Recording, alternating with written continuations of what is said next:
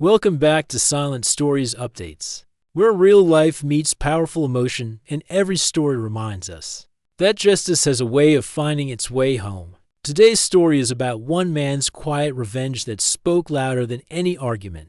It's called, "HOA Cut My Water Line to Teach Me a Lesson, but I own the source their neighborhood drinks from." It all began on a morning that felt strangely heavy, like the world was holding its breath. The air was dry. The sun had just started to rise over the Arizona hills, and Mark Reynolds was sipping his coffee on the porch of his lakeside home when he noticed something odd. The sprinklers sputtered once, twice, and then went completely silent. At first, he thought it was a minor issue, a busted valve or a temporary shutdown. But when he walked over to the main line, he saw it, an orange spray-painted X across his water meter, the kind utility companies use to mark disconnections. And across the street, sitting smugly in her shiny black SUV, was Linda Hayes, the president of the Homeowners Association. Mark didn't need an explanation. He already knew. For years, Linda had been trying to bend him into submission, pushing her HOA rules on him like they were laws carved in stone. She didn't like that his old red truck was parked in his own driveway. She didn't like that his porch had been repainted without her approval. She didn't even like that he didn't show up to the HOA meetings. He wasn't one to start trouble. But he wasn't about to let anyone tell him how to live on the land he worked for decades to own. So, he ignored her notices, her warnings, her little power plays. But Linda, she didn't take being ignored well. And that's how Mark found himself standing in front of a water meter with a big red X. And no running water. Later that morning, Linda strutted across the street, clipboard in hand, sunglasses reflecting the glare of the Arizona sun. "Good morning, Mark," she said, smiling like she was doing him a favor. "Looks like your water's been turned off. You know, actions have consequences. Maybe this will help you understand the importance of following community guidelines." Mark looked up from the dirt where he was crouching, holding a wrench. "You cut off my water to teach me a lesson, huh?" She crossed her arms. "We enforce the rules equally. Maybe this will motivate you to be a little more cooperative." He gave her a long look. "Calm but sharp. You might want to remember that phrase. Actions have consequences." And with that, he turned back to his work, saying nothing more. What Linda didn't know, and what none of the HOA board knew, was that the entire neighborhood's water supply came from a natural spring that flowed directly beneath Mark's land. He had built and maintained the underground water line years before the HOA even existed.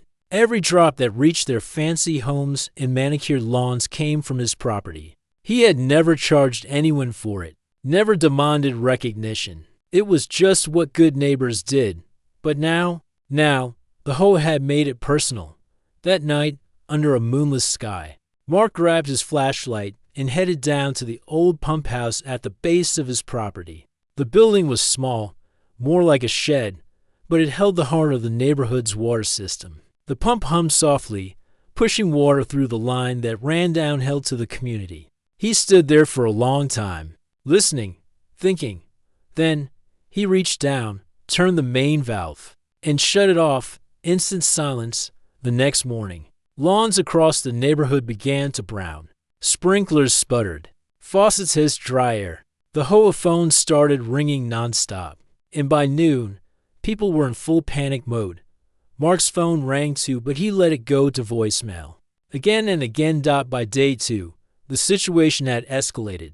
Parents were complaining they couldn't bathe their kids. Residents were buying bottled water by the gallon. Even the community pool had been drained. Finally, Linda called him directly. "Mark, we have a serious emergency. The neighborhood's water system has completely failed.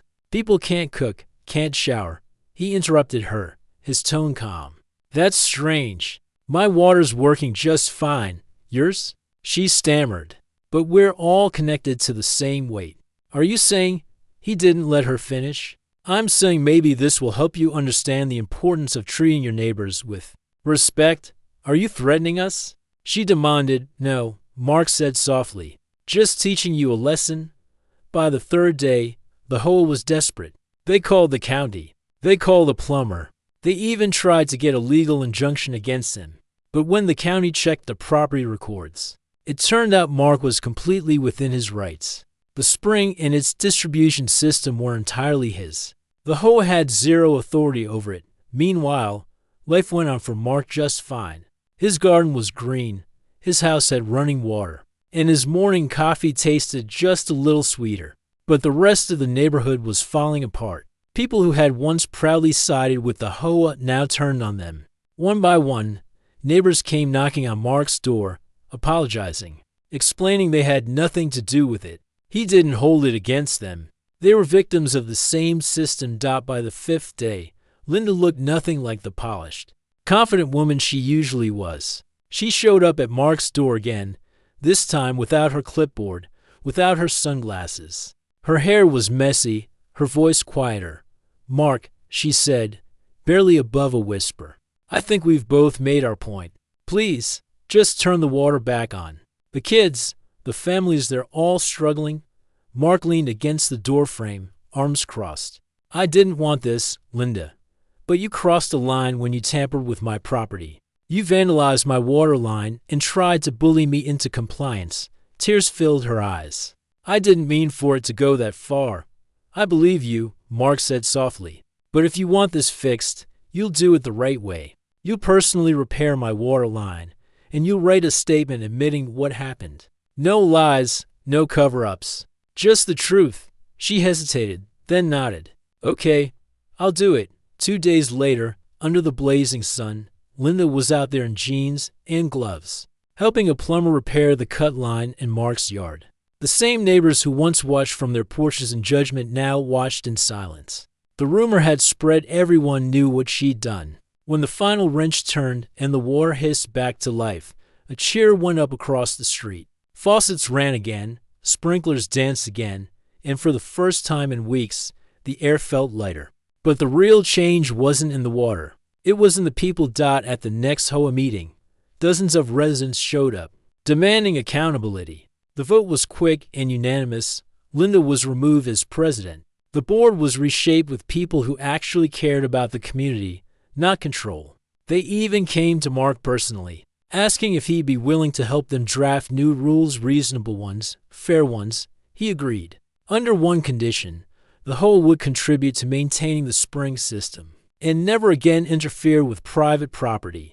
They shook on it, and for the first time, things actually worked. A few weeks later, Mark sat on his porch again, coffee in hand, watching the sunset over the lake. The air was calm, the sound of sprinklers echoing faintly in the distance as water flowing through the pipes. Once more, a neighbor walked up the hill, a man Mark didn't know well but had seen around. He smiled awkwardly and said, "Guess you really showed them, huh?" Mark chuckled.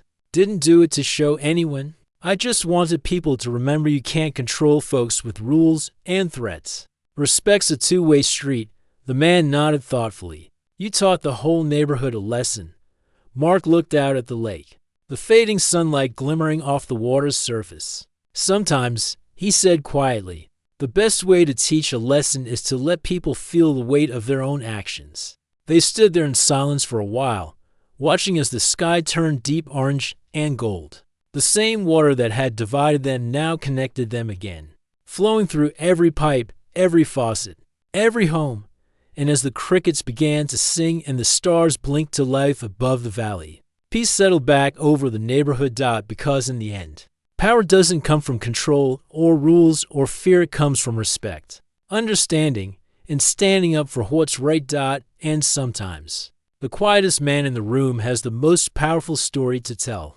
This was Mark's story, a story of quiet strength, of standing up when it would have been easier to back down. A story that reminds us that every action has consequences, and sometimes the best revenge is letting the truth speak for itself. If you felt this story, if it stirred something in you, don't forget to like, share, and subscribe to Silent Stories Updates, where real life teaches us that the smallest voices can leave the biggest echoes. Until next time, remember, respect runs deeper than rules, and kindness flows stronger than control.